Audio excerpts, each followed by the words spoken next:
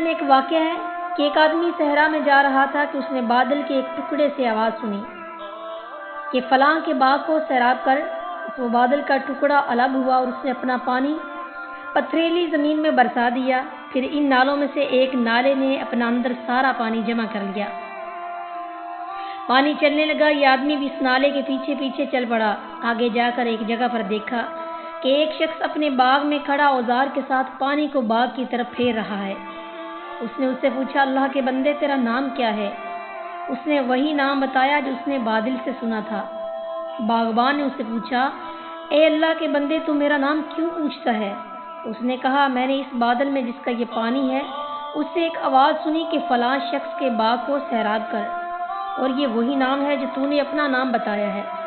تو اس باغ میں ایسا کون سا عمل کرتا ہے کہ تیرے باغ کو سیراب کرنے کے لیے اللہ تعالیٰ نے بادل کو حکم دیا؟ تو اس باغبان